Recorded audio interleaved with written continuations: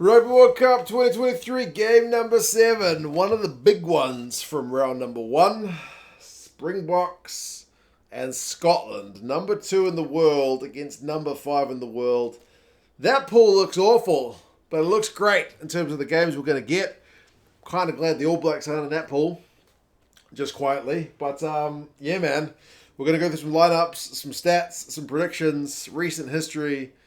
You guys can let us know your thoughts on how this one is going to go. The recent history is pretty lopsided. 5-zip.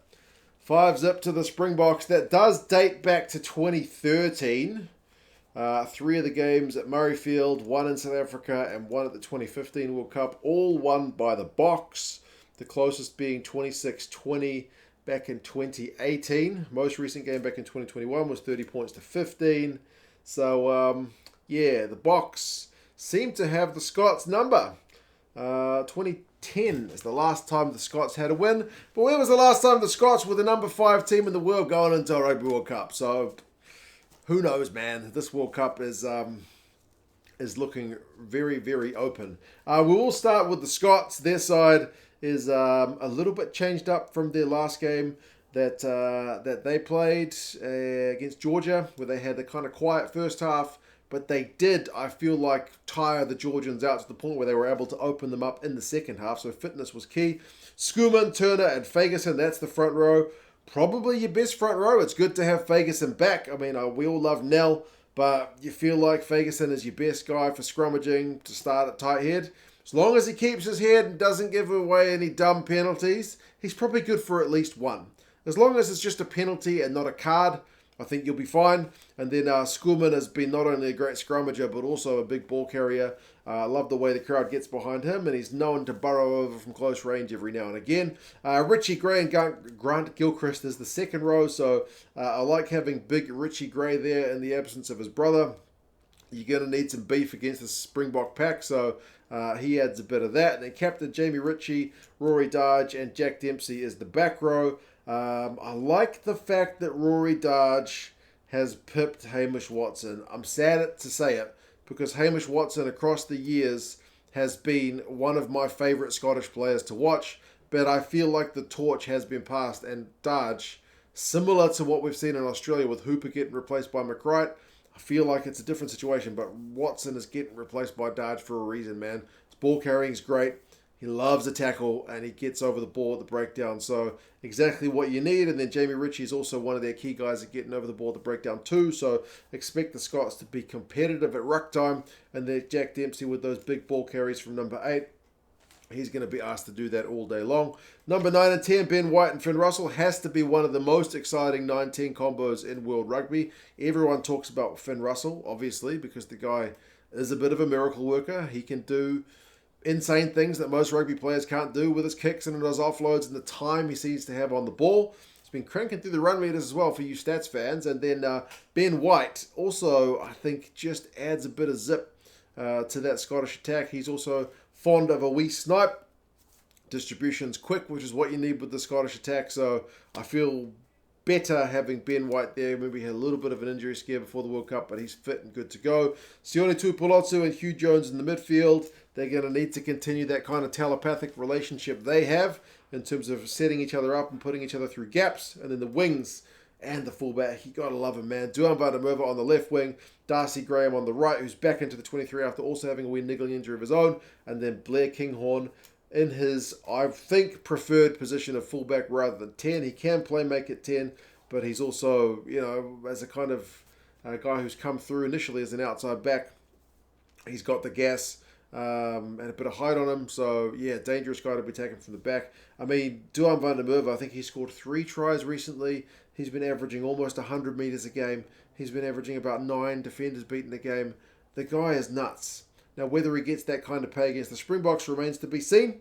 There's certainly, a bit of a size mismatch between him and Arendse, but yeah, the Springbok wingers are certainly no slouches. So, yes, interesting one to watch. I mean, the last time we had this conversation about would the Springboks wingers too small, it was Vunivalu, the Wallabies winger, and they made him look absolutely like he was stuck in the mud. So, keep that in mind. Darcy Graham's also been no slouch with the clean breaks and the defenders beaten as well. Hopefully he is 100% like they said he is.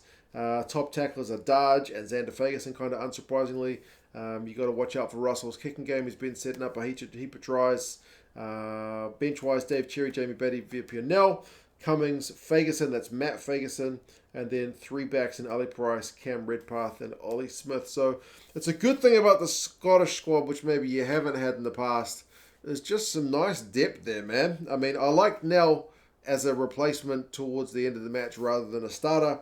I think he can scrummage well. Matt Fagerson's really unlucky not to be starting. He was one of the best players in the Six Nations not too long ago. Ali Price was one of the starting British and Irish Lions guys not too long ago. Cam Redpath, if he can stay fit, certainly one of the best attacking midfielders. And then Ollie Smith is also a pure class, quick feet, good attacking fullback as well. So, yeah, man, good-looking Scottish squad. Very good. And then South Africa, reigning world champions, going to try and go back-to-back. Got to get out of a bloody tough pool first, but they've picked a pretty bloody good team. Stephen Kitshoff, Malcolm Marx, Frans, Malherbe. I think that is your best starting front row. There's a lot of scrummaging in there. They will certainly be looking to get on top at scrum time. And then Kitshoff and Marx in particular are breakdown fiends. So any isolated ball carriers, if the Scots go wide and get tackled and one of these guys is nearby, they're going to be getting over the ball very, very quickly. And Malcolm Marx has got a pretty good try-scoring record from the back of that maul for a reason.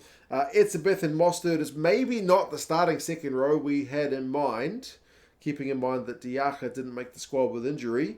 Mostert has more often than not been fielded as a loose forward, but certainly has had a lot of time at lock during this Rugby World Cup cycle. So you can back him to get through a ton of work. And then you got Snyman to come off the bench. Bit more of a kind of skills than necessarily pure workhorse guy. A bit more X Factor, gets a bit more love from the fans, I think, does old Snyman.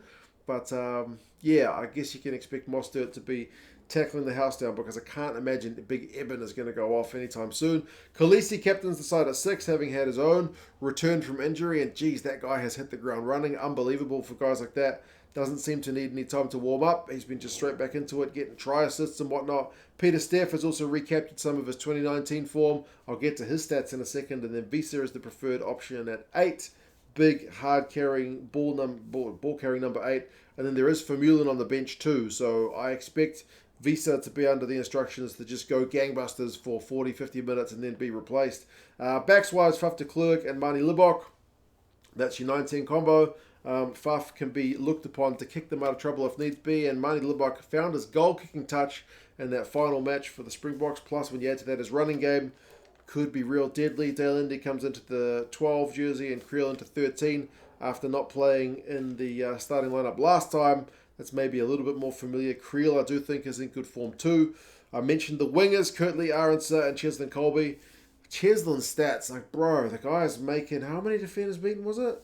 Was it like 10 on average? Like, it's similar to Van der Merwe, maybe a bit more. He's getting through crazy run meters, crazy tackle busts. He's been getting a little bit of stick because he's not been getting tries. Arendse has been getting more of the tries. Likewise, Kane and Moody, but Kolbe's attacking numbers are flash. Don't doubt that guy. He is very, very dangerous, and we all know about Arendse's recent try-scoring record. So him up against Duan van der Merwe is going to be fascinating, just because I said the footwork on him when he was up against a big guy like Vunivalu recently ended up being a mismatch and not the way people thought it was going to be in terms of the size difference. And then Willemse are getting the nod at 15 ahead of Leroux. It's maybe a bit of a surprising one, but they pulled Leroux out of their last game against the All Blacks with injury. So maybe he's still being nursed back to care. We'll have to kind of wait and see. Mbonambi, Nche, and Trevor Nyakane, that's your front row replacements. Geez, that's a bomb squad. Plus Snyman, Van Staden, and Vermeulen. So it's just the 2 backs and Grant Williams and Willie Leroux. If you're like a Scottish fan, and if you would have seen Grant Williams play because you follow the URC, geez, he's quick. If you're a New Zealand fan and you don't watch the URC, Grant Williams is lightning. So, yes, watch out for him. He is insanely quick. Any gap, and he's going to be gone. Stats out of the players. I mean, I mentioned this try assists for Kolisi. He's only just come back into the squad. He's been setting up tries. Pieter-Steph's been getting 11 carries a game and 14 tackles. He's been a immense player. Frans only been playing less than half a game, and he's been getting 10 tackles a game. So there's a lot of work rate to come off this bench for the Springboks. Very, very good sides, folks. If you want to see what Chris Robshaw and Sergio Parise, former international captains in their own right, thought about Pool B, check out the video we did when we had them on the channel the other day. It was an interesting chat. Team stats. The Springboks like a maul try. They've scored, I believe, 5 maul tries in the last 6 games. We're not just talking pure pushovers. One of the ones they scored was like going for a maul, pop, and around the corner. So it's still a maul try for mine. It's the maul that set it up, and it's the maul that scored it, even if it wasn't just pure power. But there's a lot of pure power in that maul. But overall, the Springboks have still had more of their tries this year from their backs. They are lethal off turnover ball. They are always looking for an intercept. Their defensive line shoots up and wants to capture that, that wide ball as you try to beat them on the outside. If you get it wrong, they're going to be gone. For the Scots, they get more defenders beaten, more defenders beaten than South Africa, but South Africa gets more clean breaks. Scotland's got more kicks from hand, which is maybe not something you associate because the Springboks also get stereotyped into they kick it too much kind of camp, but it's the Scots who kick it a wee bit more. The South Africans got a better line out. The Scots do more offloads, and also the Scots have more possession and more passing. So, yeah, man, it's going to be fascinating to watch these two teams play it out. It is at Marseille. The local kickoff time is at 5:45, which is 3:45 for those of us in New Zealand, which is not a fantastic time. But in all likelihood, given the importance of this game, I will be getting up to watch it live. It'll be on ITV for you guys in the UK. For those of you not in the UK, you can use a VPN to get on ITV. Tested it for the opening game. It seemed to work pretty fine. I'll put a link down in the description to ExpressVPN. Connect your VPN to UK, ITV, bang, you're away. Pretty straightforward. But yeah, give that a go. If you are looking for a broadcaster, Angus Gardner is the ref. Hopefully we're not talking too much about him at the end of the game. Predictions. Bookies say South Africa by 12.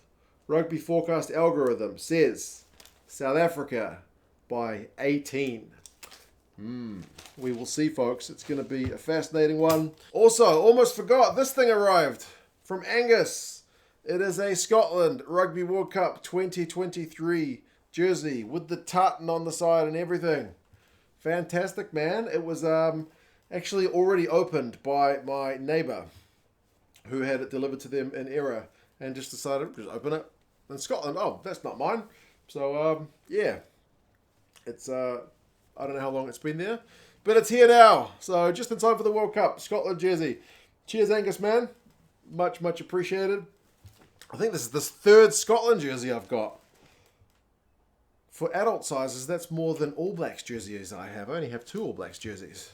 And a kid's one that I had when I was a child. So, there you go. Scotland. Cheers, Angus. You guys let me know your thoughts on the game. Talk to you guys again soon. See you later.